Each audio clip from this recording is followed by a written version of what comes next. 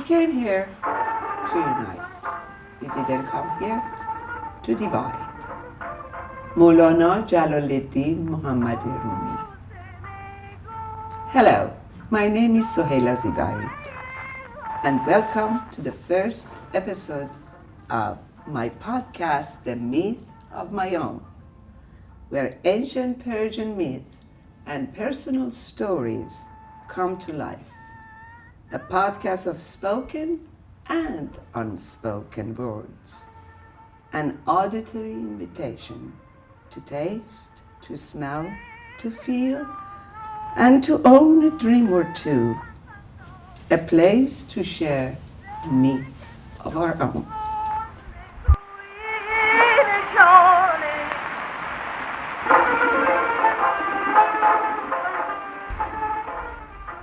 Hi there. Hello. I am so proud to start my first episode coinciding the rebirth of Earth. After having such a hard year last year, and hopefully this year this rebirth would be a real deal for every one of us. Well, Nowruz, that is basically the Persian New Year, means a new day. And we are here for a new day, new dawn, and as the incomparable Nina Simone says.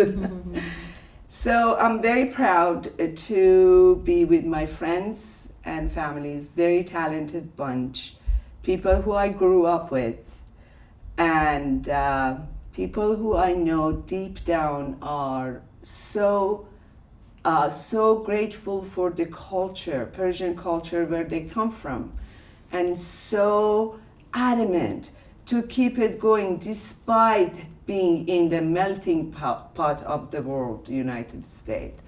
And I would love, and it's honor for me to introduce you from my left, Shoreh Shooshani. Shoreh John and I, we grew up together since we were like 5-6 years old.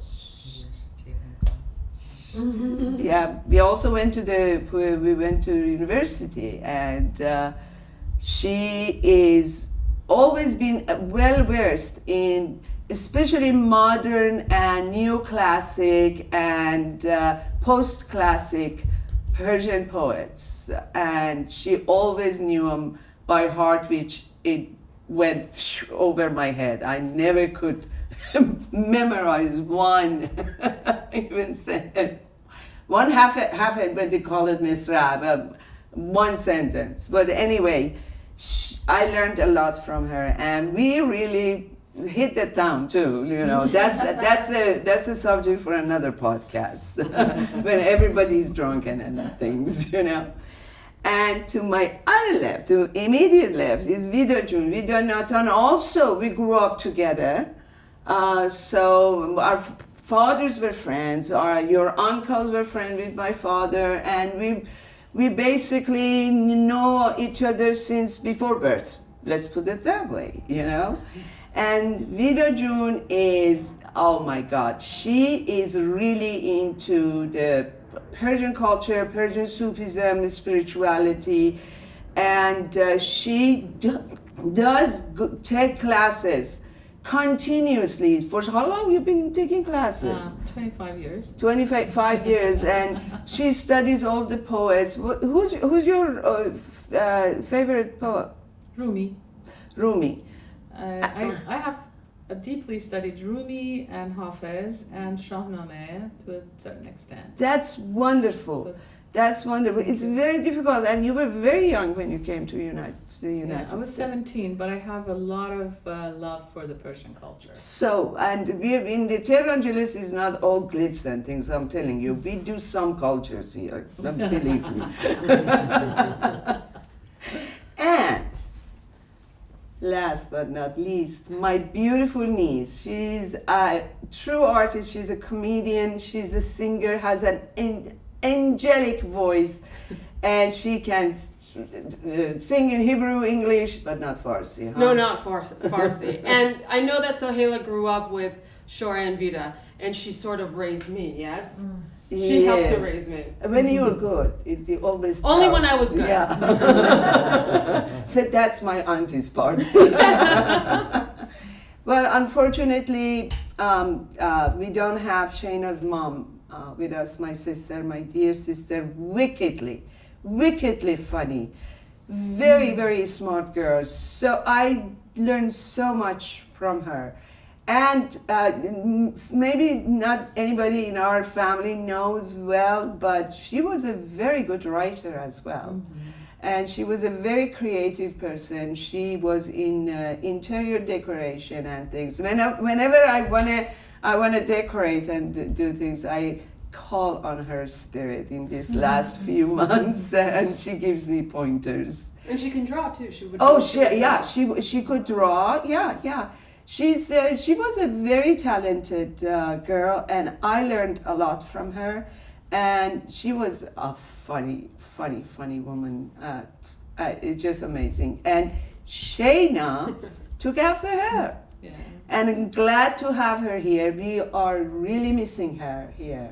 We are. Today we're very much missing her. And I think in the spirit of Sima, let's all get down to this. Let's get down to the point. Yeah. But before we get to the point, and because we talked about my deceased sister, but she passed away on July the 7th, 2020.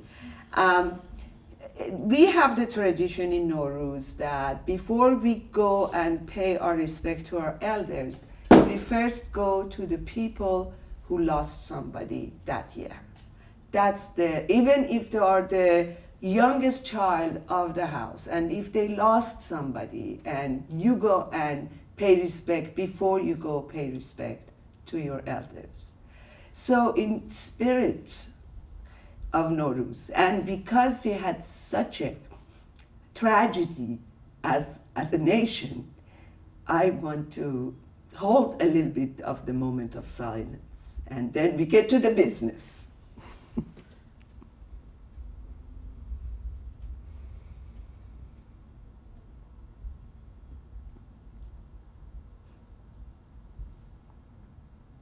Well, Nowruz is about renewal. I don't want to go too academic on Nowruz, and also I have Vida June here that she prepared some kind of a very, very interesting infos about the hafsin before and after Islam and the difference, and how resistance also went into the hafsin when Arabs invaded Iran, and they had to do their own way of Islamicized, I don't know how to use it, it's a tongue twister, the culture of Iran, and mixing the pre-Islamic religion with the new religion, which actually it has its own beauty. I never forget the day that the day started with muazzin in the mosque on the loudspeaker, and having the azan, which is the prayer, call to prayer, and especially if it mixed with Nowruz, there you had it. There you had Persian culture, Islamic, also enlightened by pre-Islamic, ideas and philosophies. Anyway, Nowruz also predates Zoroaster as well. According to some academics, it's the celebration of the earth, basically, rebirth of earth and agriculture. Most of these celebrations come from the paganistic agriculture or herding communities, depending. And it's the connection of the human being with nature. But enough of that. I know, so you can Google all these things and you can find the root of anthropological root and the religious root or whatever, ancient root of Nowruz.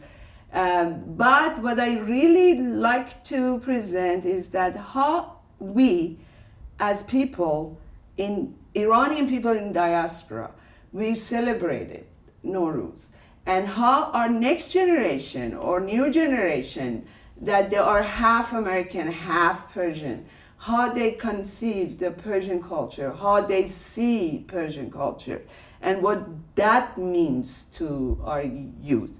And also, in a point of view of Vida June, that she is really entrenched sometimes with the culture itself. And Shoreh June, that she's so Persian that she always speaks Farsi to her kids, and both they speak Farsi very well, despite being from European background culture, an American background culture. So I'm going to start again with you, Shoreh June. Why don't you tell us about your experience as a kid?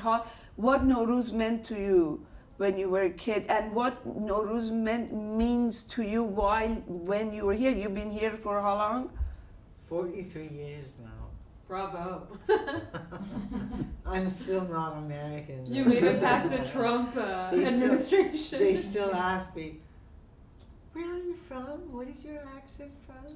Like, how long does it take? I had the most wonderful childhood and adulthood with my best friend Sohaila, and of course my dearest Sima, who is not with us now, but I'm sure she's here somewhere.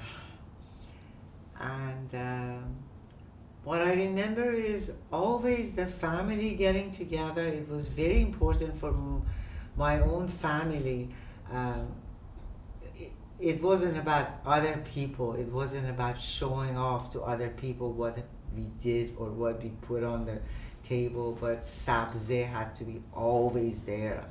Otherwise, the year would not go in a right way if my mother hasn't done the sabze. And then we put all kinds of stuff on the table for the when the time of the change of the year comes, and everybody would sit, even if it's 5 o'clock in the morning, to have the year change from the old to the new.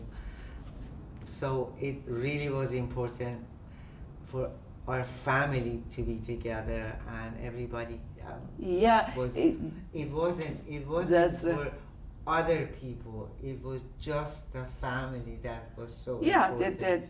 The unit together. That was the most important. Yeah, you had to be together. That's true. The family should be present, and then didn't matter what time the day, because we didn't explain that when equinox happens, the New Year in Iran, Nowruz starts exactly at this exact time that Earth finishes its orbit around the sun. Exact moment when the spring starts, that's why it's very important, because that's why it's a celebration of the agriculture society.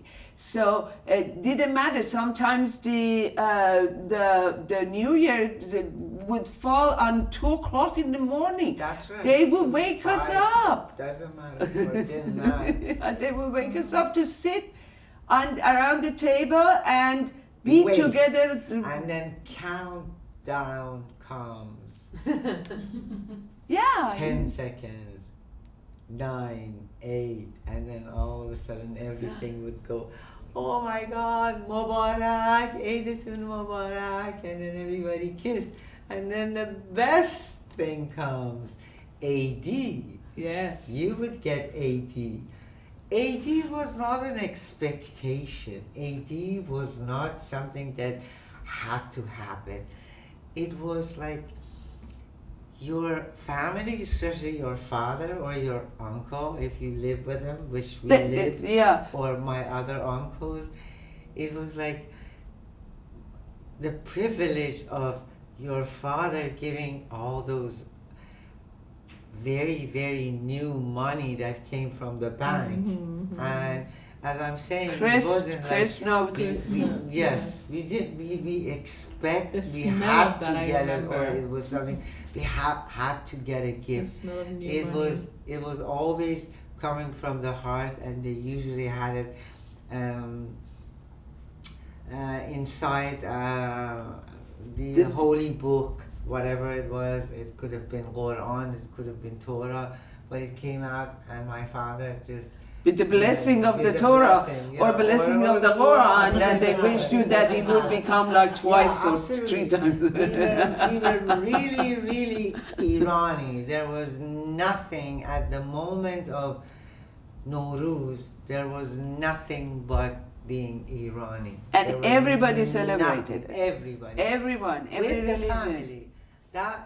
That family being together was the most important of all. That the immediate family was always together.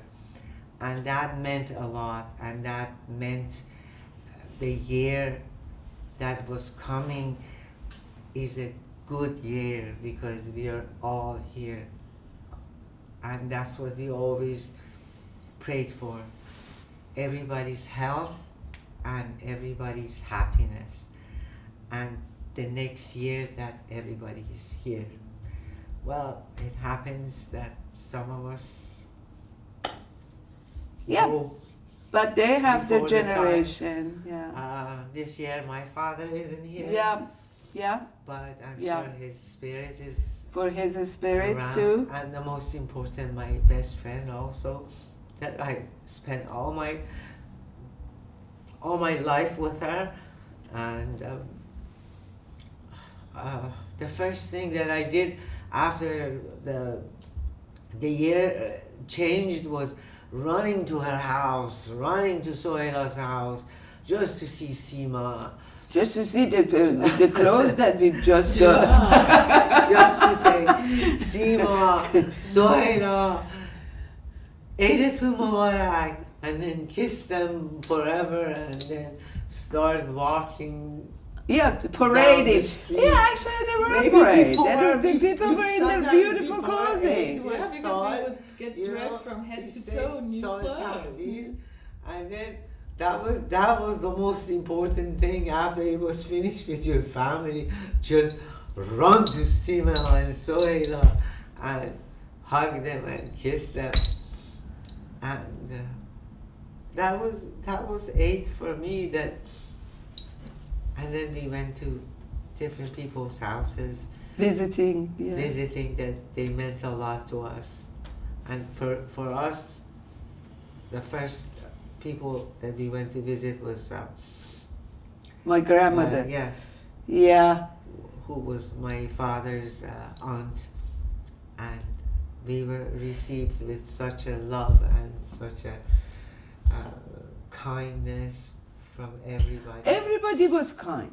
Well, everybody and- was kind. I did never. But I don't remember the best part was getting the AD. Oh yeah, I loved it. I loved it. I And loved it. I spent the money before even I got it. For me, that was. You know, the other thing about Nowruz I recall is that the respect that we all had for the elderly. Yeah. And these days, I feel like the elderly have lost their respect. Well, look at the corona. But honestly, you know, They were not in the background. they were not in really- the background. They were just- really respected and counted upon, and really, we all went to pay our respects to them. That's true. I think that's a very good thing to remember from that time. And also, I remember when it was the time to set the hafsin and to the freshness of all the stores would bring all these new stuff, and my mother would always take us and would buy us from head to toe new clothes, new shoes, new dresses, new headbands and everything. And I remember especially buying the the red fish. Oh yeah, All the kids were the ones that The would go to goldfish, choose the the goldfish. goldfish. Yeah, poor things. They ended up in the Toilet. So I got Somewhere. actually for my hafsin. I got the fish. I told Mariam to get me fish, and Mariam, she your daughter. and yeah, Mariam is my daughter. She's a humanitarian, truly humanitarian girl. She's for the unity of people. But before she be a humanitarian, she's animalitarian. She loves, God forbid if you harm a being, that cannot speak, because they cannot speak for themselves, Mom. Okay, and she got these 4 fish, and then she got the tank, and she said, you have to be careful, you have to give them food and all those things. Next day, all were dead. And ended up in the toilet. But what can I say? I didn't want to risk another fish. Massacre. And I said, you know what? We think there are the spirit of the fishes swimming over my house. But don't tell Maria. I haven't told her yet. We had a hose, as we call it. Oh, the pond, fish pond. Yes, And yes, that was yes. full of Yeah. And Red cats fish. would go Goldfish, through. yeah. Yeah. I'm so Big macabre one. today. Cat goes And in. my daughter always took care of them and gave them food, and there was algae that they would not clean it up because of the fish. Right. Because Yes. if they would change the waters, then all the fish would die, or Yeah. some of them. Yeah. So they wouldn't touch it. And Yeah, you yeah. had really big fishes just swimming around. I It remember was that so one. beautiful. You remember Yeah, that? fish ponds were very, very, Iran is very, very famous for their gardens. Yes. And these gardens comes from Babylonian time. So anyway, Miss Shayna, as being, I know because, but let's say that we all are coming from a non-Islamic family. Right. So being a daughter of an American Jew, and your mom being an Iranian Jew, the Nowruz, how your mom celebrated? Do you remember? I do remember. So one of the things that I remember most is my grandmother and my grandfather didn't live with us. They actually didn't live in America till I was 5 years old. And so I didn't even meet my grandparents till I was 5. I remember the time I met them, and we didn't really celebrate. I don't remember Eid before that. And then the year they came, and they brought my aunt, your sister, and she was the youngest, and she was still in high school. And you guys went to a party for Nowruz. Yeah. And you guys went to a party, and so my Aunt Nina was watching us, right? And she goes, let's get the fire. And we're like, what? What's the fire? And so for Nowruz, a tradition is to light fire and jump over the fire. To this day, I'm afraid of fire now. Okay? They lit this fire in the backyard and said, okay, come on guys, let's go. And it was her and her high school friend. And I just remember them pushing me and going, this might not be a good idea, right? So I remember that. And then I also remember when Nowruz was over, we always went to a park. Right. We always She's went- that's That's the part of last it, the right? last day of the Nowruz. Right. Yeah, So we you go, always went you to go a park to yeah. play. And 13th so day. it was filled with every kind of Iranian you can imagine. Right? Tall, short, hairy, not hairy, and it All was... of them are hairy. They use hair product. Yeah. I know that by a personal experience. But And it all was... kinds of food. But all kinds of food, and you would have a picnic, and everybody would celebrate together. It was always togetherness. Absolutely. And we were always at my grandmother and my grandfather's house. It was a big deal. But at our house, we didn't have the table. We didn't have all the things. We were celebrating more Passover. That was the big deal at our house. But it was always something we did with my grandmother and grandfather, which was special, right? And we did get the money, which was always exciting, and I didn't understand why. I just figured it was like Hanukkah and we were getting gifts. Yeah. I didn't understand the backstory of it because I'm American, right? And so my mom, she just kind of was like, party time, let's go, which was every weekend. So it was just a special party, and there were more people at my grandparents' house, and it was very, very exciting and filled with goodies and fun, and all the kids were around and everybody was welcome. Yeah, I remember those days. Yeah. And I hope so. And your curly hairs. What happened to them now?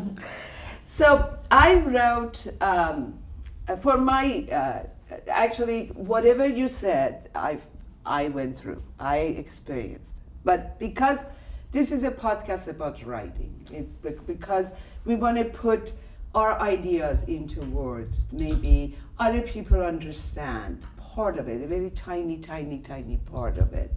I think I use the word medium. A lot of people use painting, a lot of people like you use music and comedy. I use comedy too, but I can get very obnoxious sometimes. That's the point of it. That's the point of it. But anyways, I chose the medium, the writing medium. Since I was 5 years old, I really liked to write. I always thought that I would be a writer. But I didn't start until I was 52 to start writing. No, you wrote your first What? story. But no, I'm talking you about. were- Yeah, I wrote in it. I wrote in I the was school. there when you said, Shoreh, you know what? I said, what happened? He said, I'm writing a story. I'm like, really? I said, yes. What is it about? Well, I give it to you to read. It's not finished yet. I was so proud of her. She was my first fan. I The was first and last. I was crying. First and only. Sohaila, my friend, wrote a Look at you ended up story. writing so many books. Oh yeah, I wrote a couple of So books. proud of you. Yeah, this is a so problem. talented, so. Oh my So gosh, anyway, she's I wrote. educated. Actually, it's funny. My brilliant friend. That's what it is. There you go. I My agree. brilliant friend. You are brilliant. Yes. No, I have brilliant people around me, and lucky people. They have well-versed, knowledgeable people as friends and family. It only enhances your life. So I wrote about Nowruz. I've been writing my story. One of the stories that I post on podcast, which is called Dancing Figments, is my memoirs. Actually, coincidentally, all these things came together, and I was in the middle of when all this filming and taping, and my decision to do the podcast. It happened that exactly at the same time I'm writing about Nowruz in my memoirs.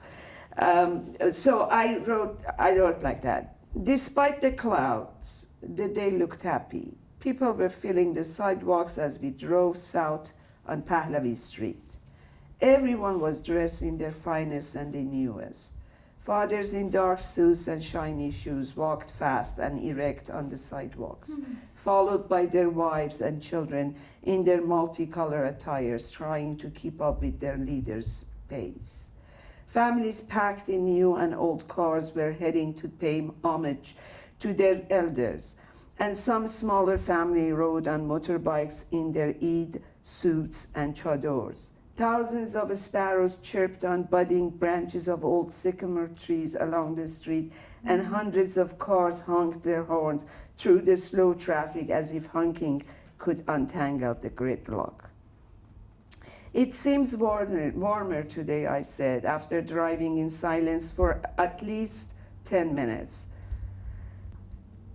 I cut to the second part because this one I don't want to give it away.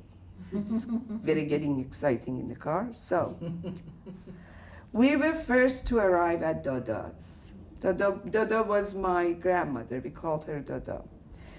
and were greeted by my uncle N, his wife Mrs. R, and their children. After the hugging and kissing, everybody paired with their own clique. Mama, Nanny, and Mrs. R went to the kitchen in the backyard to prepare lunch before the visitors arrived.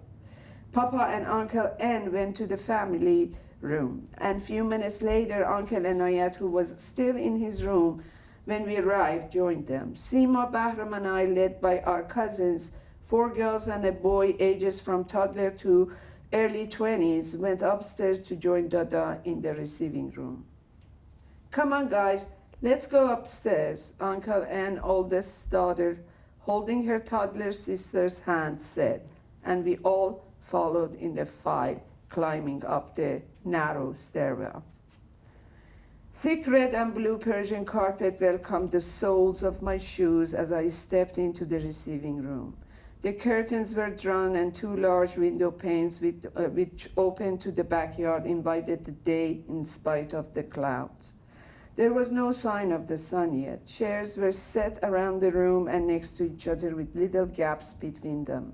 Little side tables were set for every 6 chairs in front of them, filled with the small bowls of pistachios, dates, and sweets. A display of large silver fruit bowls heaped with oversized tangerines, apples, oranges, and slim and long cukes was exhibited on a large square coffee table side by side sweet platters. Dada was sitting in her armchair like a regal, ready to receive her family, extending as far as 4 generations.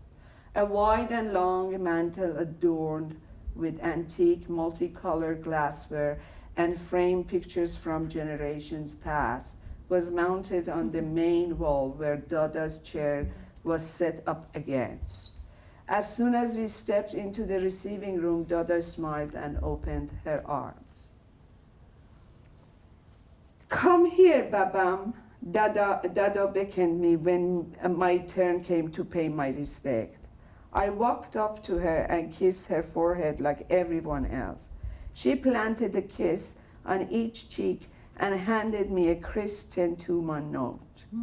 I took the money, and as I turned around to join the rest of the kids, I held the brand new note to my nose and took a long whiff.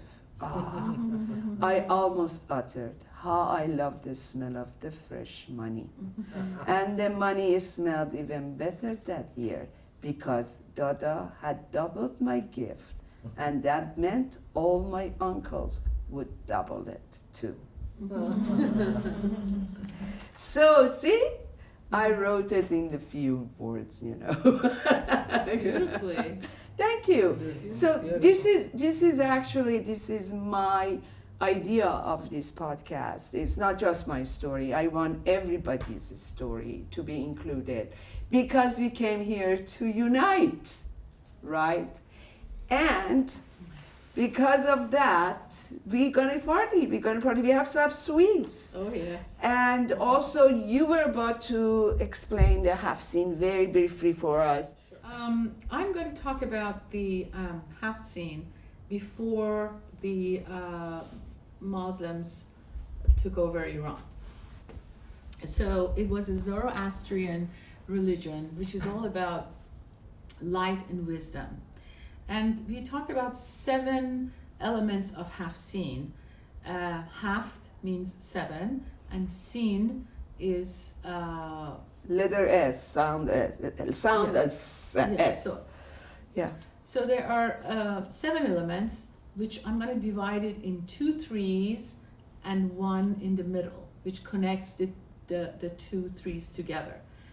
The threes that come from heavens are the representations are the mirror, the candles, and the goldfish. The mirror is, well, let me start with the candle, which represents the light of the divine and what we're seeking. So that represents the light. And the mirror is, usually we look at the mirror and we look at at ourselves, the outside of ourselves. But the mirror at the hafsin invites us to look at the inner self and to find the light that reflects the godly light in you. So it's very interesting concept when you look at it. So the third element is the goldfish, which is red, and I don't know why they call it goldfish, but anyway, it's red like blood. It's the energy of the soul and energy of life. So it's, as you've seen, goldfish is constantly moving, and it's excitement. So it represents the excitement of life energy. And then when we go, so that's from the beyond. And then now we're going to look at the three elements that represents the world here on Earth. The terrestrial Yes. world. And so the first one is stone, which represents the solid, the material, even the materials that we gather to, for our wealth and all that. And the second one is the sabze, which represents the nature, the growth from a seed to a tree, a growth of, and we grow these at home, like 12 days before Nowruz, we soak them and then we start making them grow. Yeah, they are sprouted basically. Yeah, sprouted. You use beans and you can use, wheat is the most used one, the popular one, because you know that wheat started in the Elam area, that is going back few thousand, 10,000 years, maybe even more, that agricultural community in that area, they started to domesticate wheat. Okay. So that's very Iranian, really crop, basically. Mm-hmm. Yeah. And so we grow that, and that represents the how nature is so elemental to our being, and also just how we can grow, the growth. And the third one is the egg, which represents fertility. So these things are earthly Yeah, I had elements. my earthly grandsons to color the other day. I brought them and I took the picture and they were so enthusiastic. I love it. And then the seventh element, which is the most important element of the hafsin, is the wine, which later on, when the Islam came, because Islam doesn't believe in alcohol, they changed it with vinegar. So instead of the wine, we put vinegar. That's why I had to endure the smell of the vinegar. There you go. If I knew it beforehand, I would put the wine.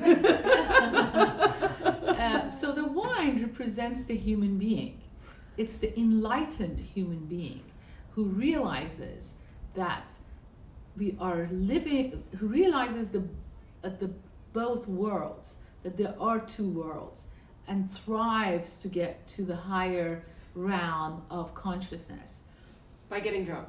But no, not by getting drunk. Absolutely. Yeah. And, Actually, true too. I think they put wine representing that, because when you move on to another state of being, it's like when you drink, you're still you, but you feel different. Right. Yeah.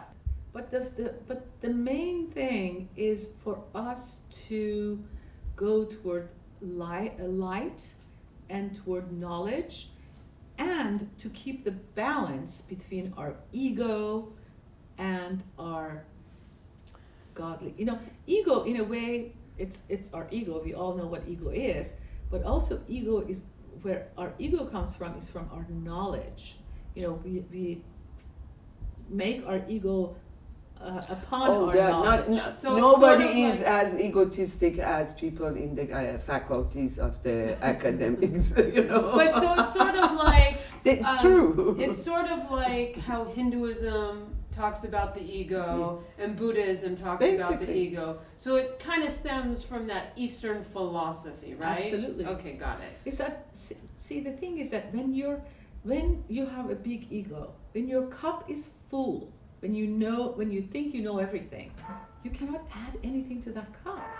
You cannot learn anything more. Empty the cup.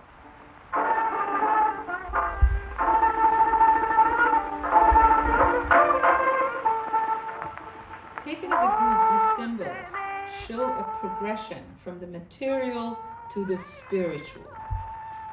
With the stone, which is the lowest, to the candle, which is the highest, and the wine, which is the human, in the middle, connecting these two worlds together. So this is the point of the hafsin, to remind us of our purpose as human in this world, the idea that we are here to not only experience limitations in the material world, but also to experience transcendence and higher consciousness in the spiritual or conceptual realm. Beautiful.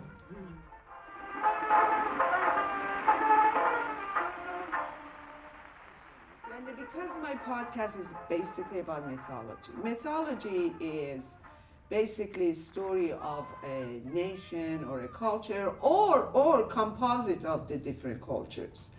And the balance, it's funny that every culture you study, every mythology you study, you see this balance between the feminine and masculine, and they all have it. They have different names for it, which is very true. But for people who are Farsi speaking, because you talk about the theosophy of illumination. And what role actually Zoroastrian and pre-Zoroastrian and Mithraism they have in the post-Islamic Sufism is this guy that I read him. Although I'm a storyteller, I'm not an academic. I don't have any claim about any kind of philosophy or anything like that. I'm just a storyteller. Whatever fancies my mind, I'll do it. But based on all the stories I do, except my memoirs, that is based on my life story.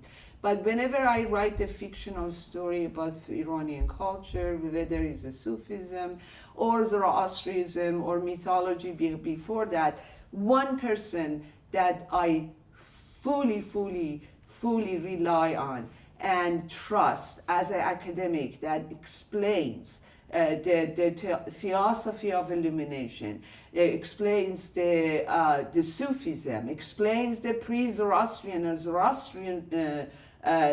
He's well versed in Avesta, in Quran, and think this Mr. Hashem Razi. I don't know if his books has been translated in English. If anybody has the knowledge about it, please get his book and translate it in English. Cannot recommend more, just go for it. And also there are many books written in English for English speaking, and you can Google it, and there are many good books out. Well, guys, I recommend to eat some of these sweets. Yes. We went with Shayna June, and we took some segments from Maggie. One of the goals I have for these segments that I do recommend, especially for Nowruz, I really wanted, and because we are in the month of March, which is the Women's Month, I really wanted to promote some of my friends and what they do, and in this country as a female entrepreneur. This lady, the friend of mine, Miss Maggie Banai, she has a very nice catering business, and also she's a hairdresser. And I took some segments and pictures, and we took some video of when she was preparing these sweets for Eid. And she showed her hafsin, and she's such a hard worker, such a good person inside.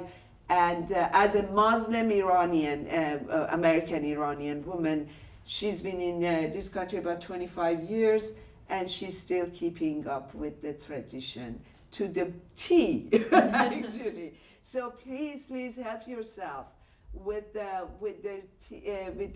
tea. I can get you more tea, and these sweets, they are really good. And also another lady that I really want to promote, and she donated all the flowers and displays, some of the displays on my hafsin, but table and on my mantle and behind me.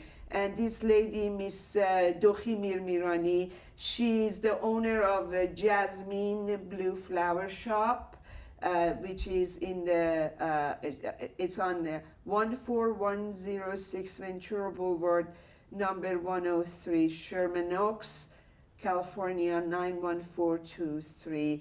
She's such a good soul. When we are talking about being a good soul, she refused money from me. She said, these are all gifts, happy Nowruz to all. And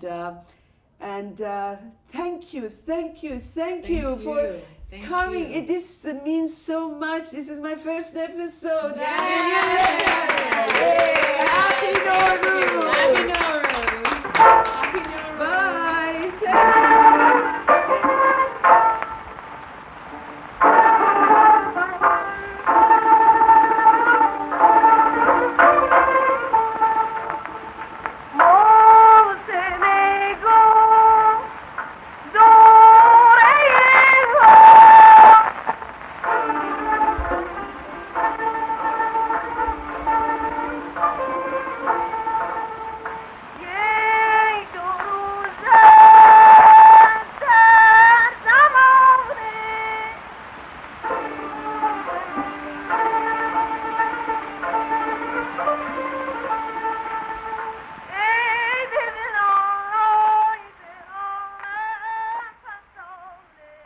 Ryan, this is Nicole, my niece, and this is Aiden, my eldest grandson, and this is Zachary, my little one. Hi, Zachary. Dad, you are very interested to do design. Yeah? She already designed her own mask. I'm telling you, she's one talented girl. To my audience, that's Happy New Year, Happy Nowruz. Can you say it in your one word? Happy Nowruz, Happy Persian New Year, and I hope you have a great day, and I hope you enjoy. Yeah, you want to say Happy New Year? No? Okay. How about you? Say Happy New Year. Happy New